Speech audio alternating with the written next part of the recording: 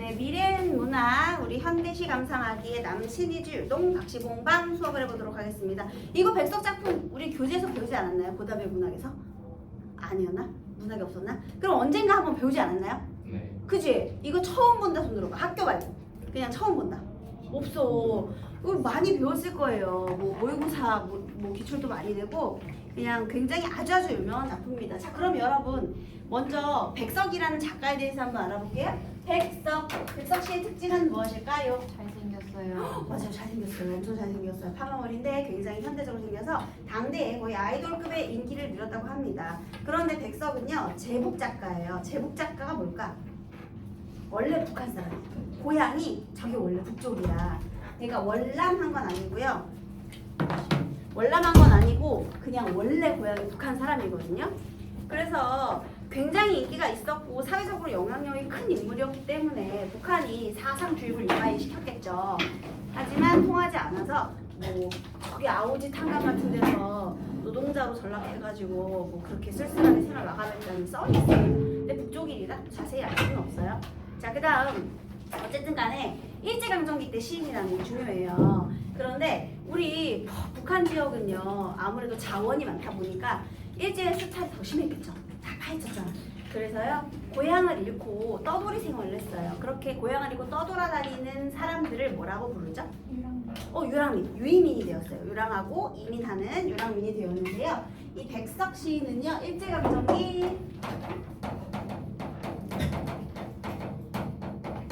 유이민의 고통을 사실적으로 형상화한 그런 작가가 되겠습니다. 그래서 1930년대에 이 유이민들이 얼마나 힘들었는지를 잘 보여주는 작품이다 라고 이야기하겠네요. 자, 그 다음에 여기 연구분은 없고 행만 엄청 길거든요. 그래서 총 32행의 아주 긴 시로 되어 있어요. 그래서 연구분은 없지만 쭉 긴 형태로 되어 있어요. 그래서 왜 이렇게 긴가 봤더니 제목이 좀 독특해요. 남신이주 유동 박시봉의 자, 이 방 이거는 동네 주소인 건 아시겠죠? 얘는 사람 이름이고요. 그러니까 예를 들면 이런 거죠. 의정부시 여기가 지금 신곡동일 거예요 아마. 신곡동 그 다음에 이거는 이제 우리 박상규 이런 건데요. 이 건물이 박상규 것은 아니지만 어쨌든 우리 원장님이시니까 그래서 김상규 방 이런 거거든요. 이거는 뭐냐? 내가 편지를 보낼 거야. 그러면 내가 어디에서부터 편지를 보내는지 글 써야 되겠죠. 여러분 수신인하고 발신인 중에서요 편지를 보내는 사람을 뭐라고 할까요? 발신. 맞아요. 그래서요 여기에 발신인이 머물고 있는, 그러니까 내가 여기에서 보낸다거든요. 발신인의 주소 뒤에 붙이는 거야. 그러니까 시험 문제를 풀 때 수신인의 여기 이렇게 하면 틀린 거야. 그러니까 똑바로 봐야지. 수신인이 아니라 발신인. 그래서요 여기 이 방이라는 단어를 통해서요 이 글의 형식을 알 수 있죠. 그러니까 이 방이 룸이 아니야 얘들아. 그 집에 있는 방, 그러니까 룸이 아니라요 거기에서 붙인다 이런 뜻이거든요. 그래서 방은 어디에서 편지를 붙인 이런 뜻이에요. 편지는 이제 붙이는 거죠 여러분. 그런데 얘는 그래서 이 글의 형식이 서간체 형식이다 라는 것을 알려주는 내용이 되겠습니다. 이 방룸 아니에요 여러분. 그래서 서간체라는 건 편지글을 말하는 겁니다. 그래서 편지글의 형식. 자, 그러면요 이 작가가 도대체 왜 편지글의 형식을 따왔을까도 중요하겠죠. 자, 보통 니네가 어떤 상황에서 편지를 쓰죠? 옛날에, 지금은 뭐 핸드폰으로 연락하면 되지만 옛날에 핸드폰 뭐 전화도 힘든 상황이고 전화도 안 되니까요. 그럼 편지는 왜 보낼까요? 나의 무엇을 전달하기 위해서? 안부와 근황을 전달하기 위해서. 이때는 전화도 안 되고 그 다음에 뭐 핸드폰은 당연히 없던 시절이니까요. 이제 가족들이랑 떨어진 상태에서 나의 안부와 근황을 전하기 위해서. 그래서요 이 편지글이라는 형식을 통해서 무엇이 잘 드러나느냐, 타자의 안부나 근황을 전달한다. 이것을 효과적으로 전달하는 효과가 있다까지 기억을 해주시면 좋겠습니다. 그리고 여러분 백석의 시에는요 이 유의민의 삶도 드러나 있지만요. 또 하나 방언의 발음.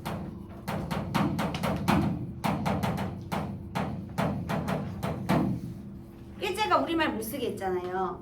그래서 다른 사람들이 다 윤동주나 이국사처럼 이렇게 뭐 몸으로 이렇게 적극적인 독립운동을 펼치기는 어려웠어요. 그러면 나름대로의 저항을 이제 드러낼 수 있잖아요.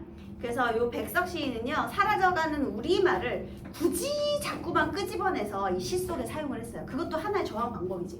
쓰지 말라는 거 자꾸만 이렇게 자꾸 잊혀지니까요. 그래서 요 백석 시인이요, 저기 평안도 그쪽에 살았거든요. 그래서 저기 평안도 지역의 방언을 아주 잘 살려 쓰고 있는 향토적인 특징이 드러나는 시가 또 되겠습니다. 그래서 평안도 방언이에요, 여러분. 자, 그러면 이 작품을 한번 선생님이 그냥 읽으면서 해설을 한번 해볼게요. 어느 사이에 나는, 얘들아, 나가 시적 화자죠. 그럼 시적 화자는 표면적으로 드러나 있네요. 자, 무슨 상황인지 한번 보겠습니다. 나는요, 어느 사이인지 안에도 없고, 그 다음에 또 쉼표가 뭐가 이렇게 많아요, 여러분? 안에도 없고, 쉼표, 또 쉼표 없어지고, 쉼표 떨어져서 쉼표, 저물어서 쉼표. 자, 쉼표는 왜 이렇게 많이 처리했을까요, 여러분? 이 글의 갈래가 뭘까? 아니, 이 글의 갈래가 뭘까? 갈래. 서정, 시정. 자, 시는 반드시 이 요소가 있어야 돼요. 어떤 요소? 운율이 있어야 돼. 근데 잘 보니까 산문시의 형태로 되어 있죠. 그럼 운율이 잘 안 느껴지잖아. 그래서 이 쉼표를 통해서 호흡을 조절하면서 운율감을 살리기 위해서 쉼표를 많이 쓴 겁니다. 산문시지만 산문시임에도 불구하고 이렇게 쉼표를 사용해서 운율감을 살리는 거예요. 그 다음 아내도 없고요. 아내와 같이 살던 집도 없고요. 그 다음에 살뜰한 부모며 동생들과도 멀리 떨어져서 가족들과도 떨어져서 지금 나는 어떤 상황이냐면요. 바람 새인 쓸쓸한 거리 끝에 헤매였다.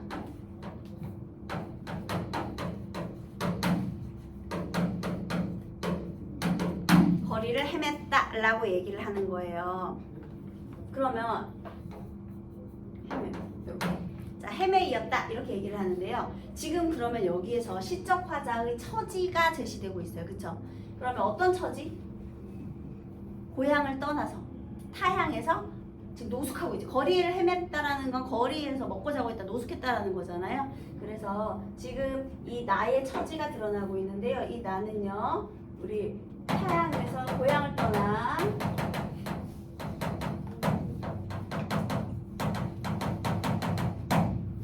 요랑중입니다. 좀 불쌍하네요, 그죠? 유의민의 처지가 드러나고 있고요. 그 다음에 여러분 있잖아요. 여기서 바람이 새인이라고 했잖아요. 물론 당연히 시적 허용이에요. 근데 이 쓸쓸한 거리가 바람이 세대요. 얘는 암담한 현실 상황을 상징하는 시어로도 볼 수가 있습니다. 일단 바람이 세니까요. 바로 날도 저물어서 바람은 더 세게 불고 추위는 점점 더해오는데, 자, 지금 내가 거리를 헤매고 있는 중인데요. 여기에 뭐가 더해졌어? 바람, 어둠, 그 다음에 바람, 그리고 추위. 여러분 지금 계절적 배경 언제인 것 같아요? 겨울이에요. 또 추우면 너무 싫잖아요, 여러분. 거기 길거리에서 이 추위 어떻게 피할 거야? 그러니까요, 지금 여기에 바람이라든지 그 다음에 어둠이라든지 추위 이런 것들은요, 전부 다 암담한 현실 상황, 그 다음에 화자에게 가해지는 시련, 고통 이런 의미를 가지고 있거든요. 그러면 이 바람과 추위가 점점 더 심해진다, 시련이 더욱더 심해지고 있다라는 걸 알 수가 있네요. 그래서 이제 도저히 안 되겠어. 도저히 안 돼가지고요, 나는 어느 목수네 집에, 목수라는 건 목공 기술을 가진 사람이죠, 여러분. 근데 그거 아세요, 여러분? 일제강점기 때 일제강점기 때 일제의 입장에서 목수가 더 쓸모가 있을까? 지식인이 더 쓸모가 있을까? 목수죠. 이 사람 지식인이거든요. 그러니까 돈 벌 궁리가 안 되는 거야, 얘들아. 뭐하고 돈 벌 거야? 일제는 지식인들 필요 없고요. 산수 정도만 할 수 있고 말 잘 듣는 부하가 필요할 뿐이에요, 여러분. 그치? 그러니까 목수 같은 사람들은 오히려 그래도 그나마 돈을 버는데, 지식인들, 그러니까 머리에 지식이 가득 찬 사람들은 아무것도 할 게 없는 거죠. 이 사람들 하려면, 돈 벌려면 뭐 해야 되는지 아세요? 우리 신민들이요. 신민이 뭐냐면 새로운 시민인데요. 그러니까 일제에 들어간 새로운 우리나라 조선 사람들 신민이라 불러요. 신민들이요.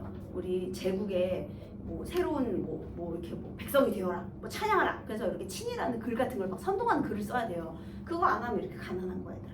그래서 자 어쨌든 간에 목순의 집, 여러분 아마 목순의 이름 알걸요? 목수 이름 맞아요. 박시봉 씨. 거기 집에 헌 삿을 깐 한 방에 들어서 쥔을 붙이었다. 그래서 여러분 거리를 헤매다가요. 이게 너무 추웠기 때문에 어느 목순의 집에서 헌 방에서 쥔을 붙이게 된. 자 여러분 여기에서요 선생님이 아까 토속적인 시어가 많이 나타난다 라고 했잖아요. 그런데 여기 봅시다. 일단 여기에 헌 삿이라는 말을 썼어요. 여기에 헌 방에는 삿이 깔려있네요. 삿이 뭐래요 여러분? 써있잖아. 삿. 그러니까 갈대를 깔았대요. 야 갈대를 깔았다는 거는 거의 마구간 아니겠냐? 바닥에다 갈대 깔았대잖아. 그러니까 얘가 너무 이제 돈이 없고 가난하니까 그냥 보일러 들어오는 아궁이가 있는 그런 방이 아니고요. 그냥 뭐 이렇게 마구간이나 아니면 외양간 이런 데로 쓰다가 이제 목수니까 이제 그런 건 필요 없을 거예요. 농사는 다 망가졌으니까 농사는 안 지으니까요. 그러니까 그런 뭐 그 우리 같은 데 들어가가지고 거기에 그냥 몸만 누이게 해달라 막 그랬을 거야. 그러니까 아주 열악한 곳으로 갔다라는 거죠. 여기에 게다가 여기 한 방에 미안해요. 헌이라고 썼니? 그 한 방에서 했잖아요. 이거는 추운 방이에요, 여러분. 그런 추운 방에서 자 쥔을 붙이다라는 건 새 들어 살게 되었다 그런 뜻이죠. 그래서 쥔을 붙이다 얘도 새 들어 살게 되었다. 그러니까 월세방 아주 그냥 돼지우리 같은 곳에다가 아주 저렴한 월세방 하나 이렇게 얻어가지고 들어간 겁니다. 여러분 시적 화자의 처지 어때요? 엄청나게 가난하죠. 겨우겨우 이런 데 들어간 거예요. 그래서 굉장히 열악한 환경임을 또 알 수가 있고요. 시적 화자는 굉장히 가난하다는 것도 알 수가 있습니다. 자 여기까지 지금 1부터 8행까지거든요. 지금 이 부분은요 뭐가 나온 거야? 시적 화자의 처지가 제시되는 부분이죠. 그래서 지금 여기까지의 부분은요 1에서 8행까지의 부분 화자의 처지와 근황이 되겠습니다. 그러니까 내가 왜 이 목순의 집에다가 쥔을 붙이게 되었는지 이런 거죠. 내가 거리 생활을 전전하다가 너무 추위를 견딜 수가 없어서 그래서 열악하지만 그래도 그냥 그나마 내가 이제 바람이라도 피할 수 있는 곳으로 이렇게 새들어 살게 되었다 이런 거예요. 자 그래서 이리하여 나는 이 습내나는 춥고 누긋한 방에서 얘들아 누긋하다 무슨 뜻일 것 같아요? 눅눅하다 이런 뜻이거든요. 그래서 여기서 누긋하다 요 한 방은요 습내도 나고요 누긋해요. 요것도 누긋하다도 또 선생님 지금 요거 이렇게 초록색으로 네모하는 것들은요 전부 다 향토적인 시어들 방어 향토성을 드러내주죠. 그래서 습내나는 춥고 누긋한 방에서 낮이나 밤이나 나는 나 혼자도 너무 많은 것 같이 생각하며 얘들아 나는 나 혼자도 너무 많은 것 같이 생각한다. 이게 무슨 뜻일 것 같아요? 내 몸 하나를 그냥 생명줄을 연장하는 것만으로도 너무 힘든 거야. 내 몸뚱아리 하나를 어떻게 하기도 힘든 거예요. 왜냐면 돈이 없으니까 먹고 사는 것 자체가 다 힘든 거잖아요, 여러분. 게다가 그나마 있지도 않은 돈 같은 거, 다 물건 있는 것들 다 팔아가지고 아마 선생님 생각에는 얘는 원래 돈이 없었잖아요. 그러니까 가지고 있던 필기, 펜, 노트 이런 거 다 저당 잡혀가지고 겨우겨우 여기 들어가지 않았을까요? 그래서 어쨌든 여기 들어간 거야. 아무것도 없어. 그래서 나중에 제후에 손가락으로 글씨 쓰는 것도 뭐 노트랑 펜이 돈이 있어야지 뭐 종이라도 사는데 그런 것도 못하니까 그냥 낙서만 하는 거지. 그래서 어쨌든 여기서 춥고 누긋한 방에서 밤이나 낮이나 이제 나는요 나 혼자도 너무 많은 것 같이 생각해서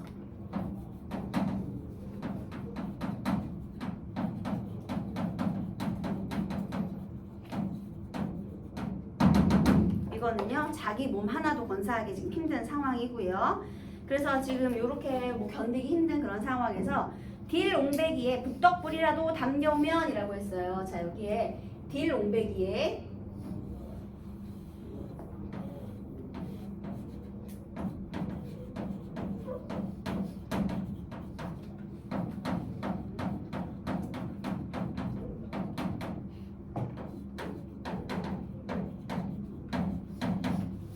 북덕불이라도 담겨오면 했는데요.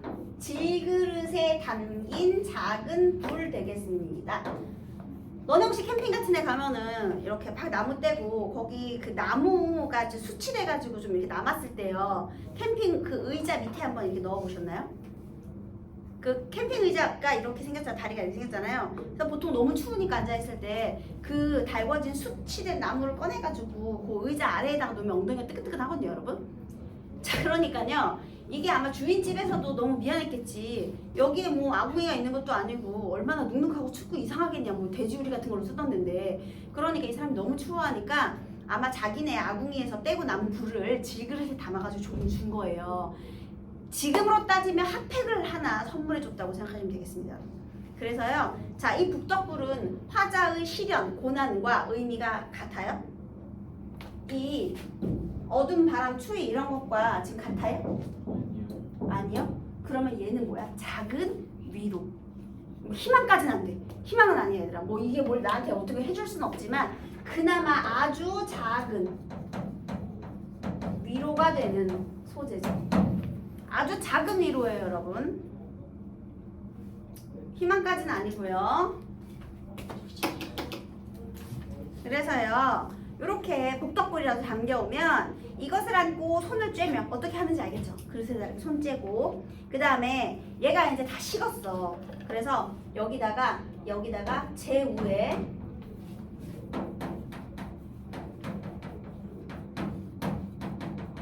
글씨 쓰기 한대요. 여러분들 그 모래 같은 거 이렇게 펼쳐져 있으면 거기다가 이렇게 손가락으로 글씨 써본 적 있죠? 똑같이 여기 이제 제가 이렇게 식었으니까 거기다 글씨 쓰는 거예요. 자, 우리 이 상황에서 벗어나기 위한 노력입니까? 아니요. 이 제 위에 글씨 쓰는 것은 얘가 뭐 문학을 창작하기 위한 행위인가요? 무슨 의미가 있죠? 제 위에 글씨 쓰기에 어떤 의미가 있죠? 이 행위? 아무 의미가 없지. 니네 가끔 자동차 타고 가다가 겨울에 막 설이 끼면은 이렇게 해가지고 정준 바보 이런 거 써본 적 없어? 있잖아, 얘들아. 그치? 그 다음에 뭐 있잖아요. 뭐 이렇게 민지 천재 막 이런 거 안 써봤어? 안 써봤어? 그러니까 얘는요 아무 의미 없는 행위예요. 무의미.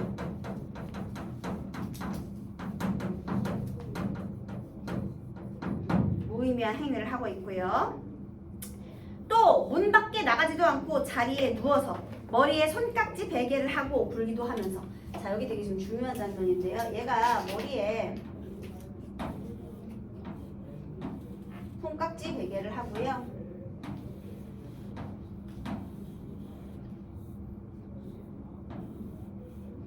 여기 다리가 너무 두꺼운데? 왠지 오늘 오늘은 그림이 안 되네. 이렇게. 비율이 안 맞지만 대충 넘어갑시다, 여러분. 자, 손깍지 베개를 하고요. 물렁물렁 다녀요. 자, 지금 여기서 누워있다는 게 포인트예요, 여러분.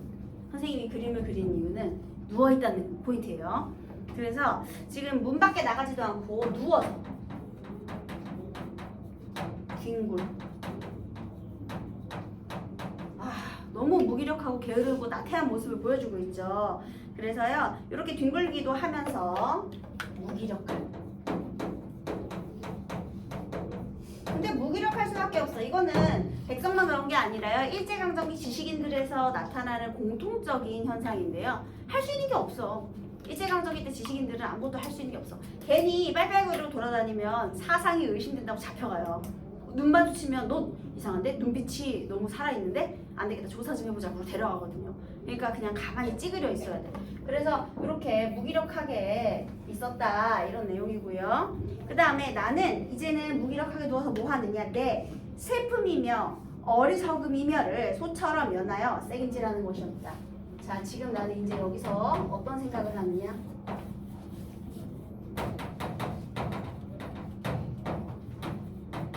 나는 왜 일제강점기 때 태어났을까? 도대체 일제강점기 때 지식인으로서 내가 할 수 있는 건 무엇일까? 나는 왜 이 시대에 이렇게 태어나가지고 이렇게 바보마냥 여기서 제 위에 글씨나 쓰고 자빠졌을까? 아, 너무 한심하다. 너무 어리석다. 내 인생은 왜 이렇게 쓸모가 없을까? 이것을 계속 곱하기 계속 되새김질하는 거야. 무한대로. 그러니까 이런 생각에 사로잡히다 보니까 얘가 기분이 어떻게 될까요? 안 좋겠지. 우울해지겠지. 그래서 내 가슴이 꽉 메어올 적이면 답답한 거죠. 내 눈에 뜨거운 것이 핑 괴일 적이면 눈에 뜨거운 것 뭘까요? 이제 눈물이 흐릅니다.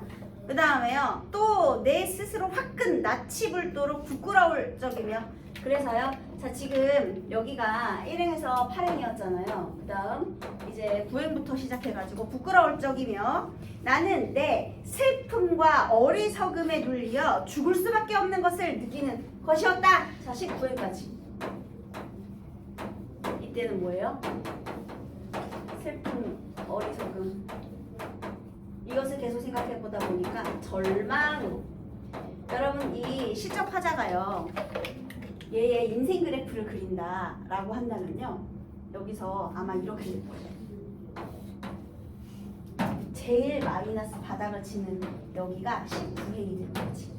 19회 처음에 여기부터 와가지고 19회 여기가 가장 인생 그래프에서 절망적인 상황이 되겠습니다. 그죠? 그래서 이제 결국은 죽음을 생각할 정도로 그 정도로 절망스러운 상황에 빠져 있었어요. 근데 만약에 이 작품이 여기서 끝났다면 별로 그렇게 훌륭하지 않았을 텐데 그러나 어머나 여기에 뭐가 나와서 지금 그러나 시 속에서 그러나는요 항상 시상의 전환을 가져오는 단어가 되겠습니다. 그러나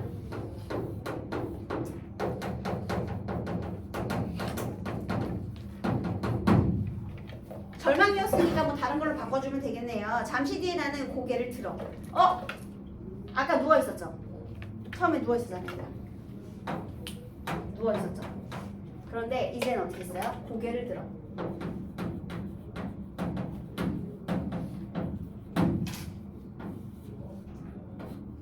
그 아세요, 여러분? 백석이 머리가 굉장히 고불고불하거든요. 그래서 자 고개를 들었습니다. 그래서 이제 앉았어요. 자 이렇게 무릎 단정하게 어떤 느낌인지 아시겠죠? 그래서 고개를 들었어요. 자 고개를 들었고요. 허연 문청을 바라보든가 자 이제 여기에 이렇게 창문이 있을 거 아닙니까? 그죠? 여기서 하얀 문창이 창문이에요, 여러분. 문창이 창문입니다. 그래서 하얀 창문을 또 바라보든가 또 눈을 떠서 높은 천장을 바라보는 것인데 고개를 들었고요. 창문도 봤고요. 천장도 봤고요. 어머 여러분 시선이 어떻게 되고 있어요? 점점 상승적인 이미지로 바뀌고 있죠. 그래서요 시상의 전환도 있고요. 시선의 이동도 있어요.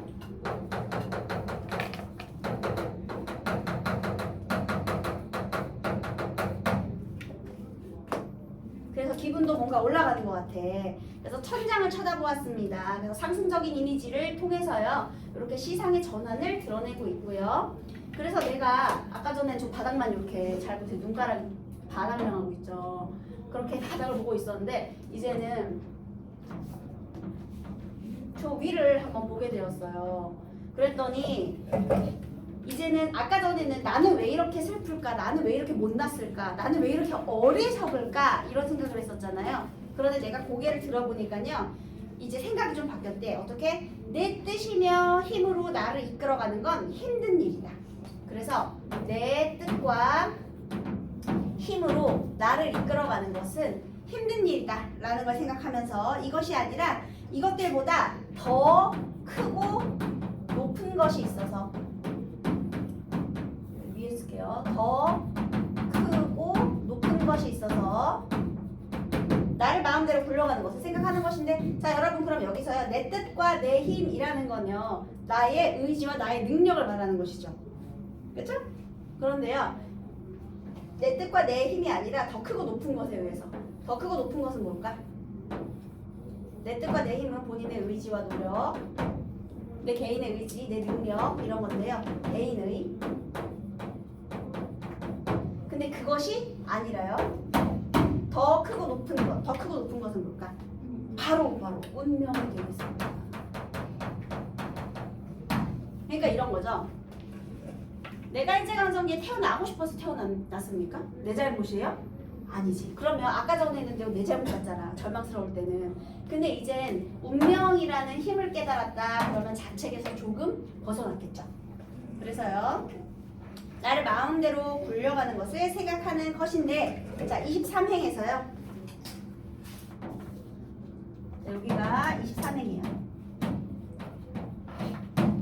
자 여기는 죽음을 생각하는 부분 19행에, 그죠? 23행에서는 더 크고 높은 것.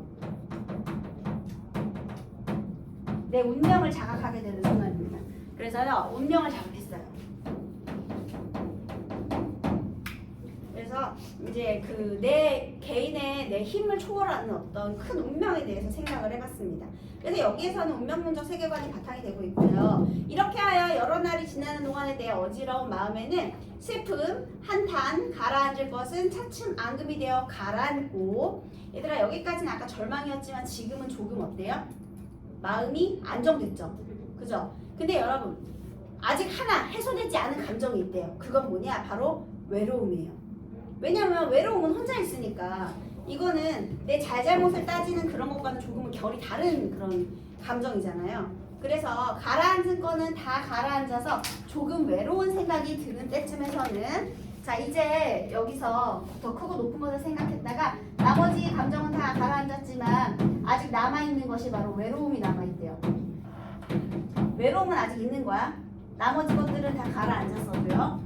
그래서 외로운 생각이 드는 때쯤 해서는요, 더러 나주손에, 여러분 나주손이라는 단어도 방언이거든요. 이거 단어 외우셔야 돼요. 저녁입니다. 저녁. 낮이 아니고 저녁이에요. 저녁 무렵.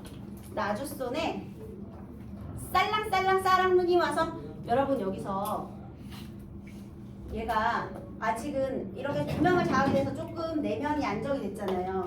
자 봐봐, 아까 전에 처음에 절망부터 출발했죠. 그죠? 그런데 여기서 마음의 안정, 운명을 자각하면서 마음이 안정됐어요. 하지만 아직 해결 안 된 문제가 바로 남아있는 외로움. 자 그럴 때는요, 내가 또 뭘 생각하느냐?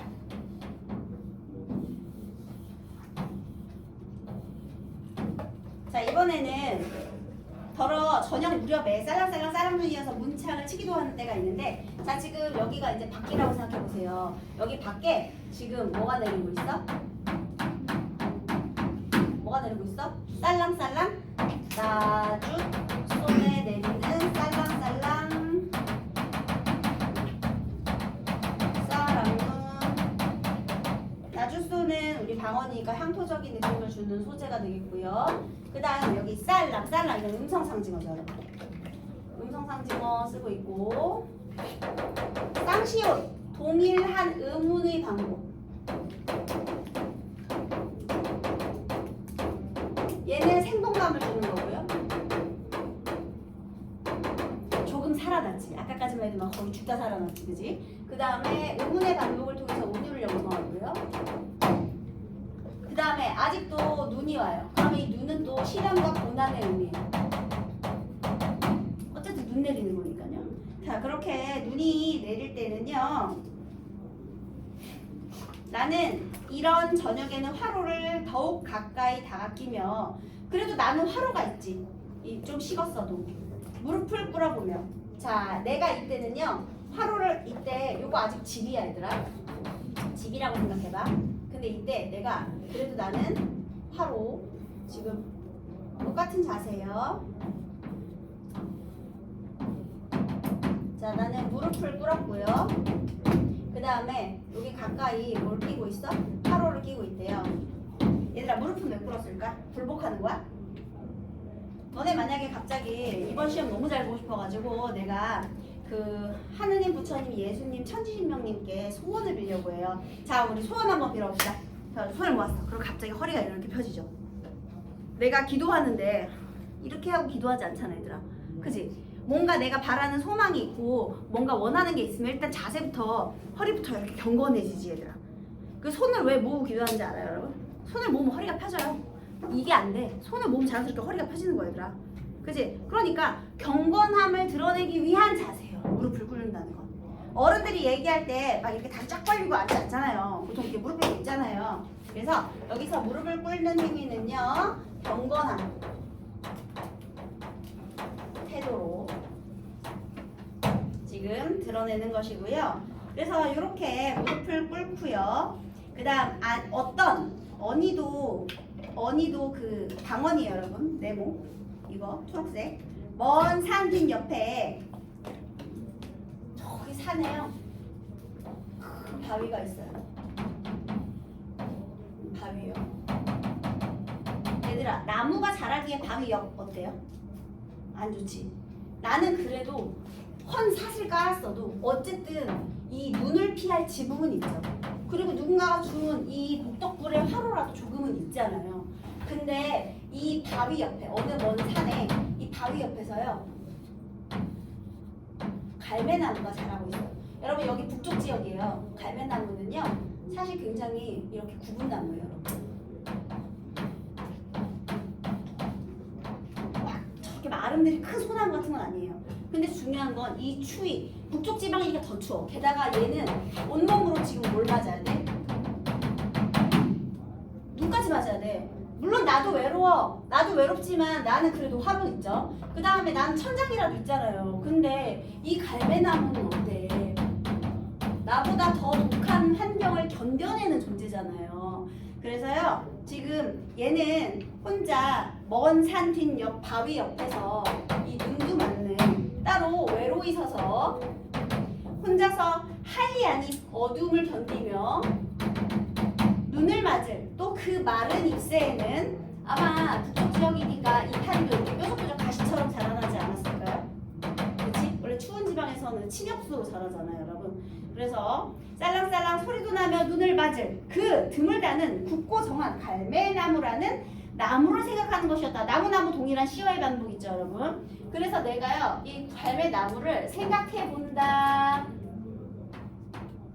라는 거죠.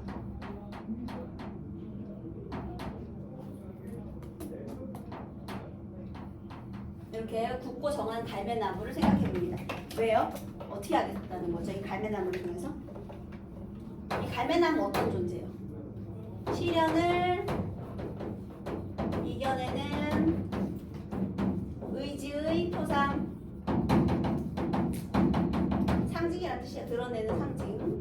자, 그러니까 화자가 나도 갈매나무가 견디듯이 나도 이렇게 견디겠다는 거죠. 화자의 동일시 대상. 여러분 처음에 절망부터 출발했어요. 그 다음에는요 마음의 안정이 왔고요. 결국에는 뭐가 된 거예요? 극복 의지. 얘들아 이렇게 세 개로 변하고.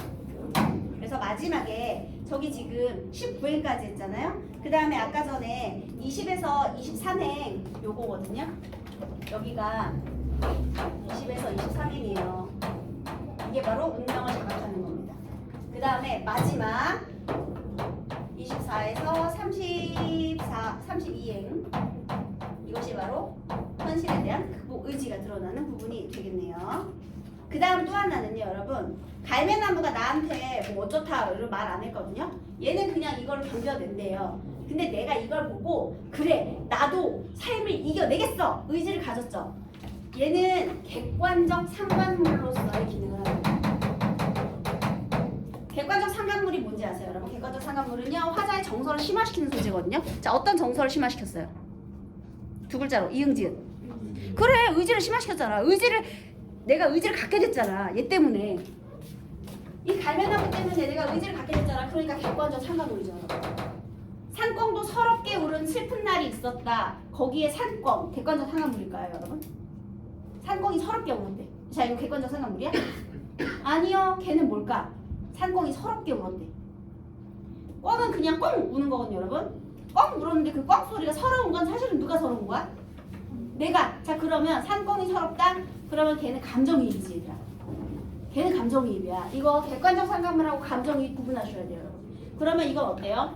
아버지가 돌아가신 그날 밤 풀벌레 소리가 가득 차 있었다. 침상도 없는 어느 방에서 풀벌레 울음 소리가 가득 차 있었대요. 아빠가 돌아가셨는데. 원래 아빠가 돌아가시면은 막 통곡하는 소리가 들려야 되잖아요. 막 친척들이 몰려와야 되잖아. 근데 타국에서 아빠가 죽은 거야. 그래서 아빠가 죽은 날 밤에 풀벌레 소리가 가득 차 있었대. 얘들아, 얘는 감정이입일까 객관적 상관물일까? 객관적 상관물이지. 너무 조용하니까 풀벌레 소리가 가득 채운 거 아닙니까? 그러니까 그런 거 더 슬프지. 그래서요, 그런 거는 우리 객관적 상관물이 되겠습니다. 그래서 여러분 여기서 시상의 전환과 시선의 이동은 있지만요, 공간의 이동 있나요? 아니요. 그 다음에 여기 남신이주 유동 박시봉방이라는 편집글의 형식을 통해서요, 중요한 건 이 시적 화자의 내면의 변화에 따라서, 얘들아 시적 화자 태도 변했어 안 변했어? 변했죠? 그래서요, 시적 화자의 태도가 변화하고 있다. 그리고 내면 의식 흐름에 따라 서술하고 있다. 요거 서술 방식, 요것도 기억해 두시면 좋겠습니다.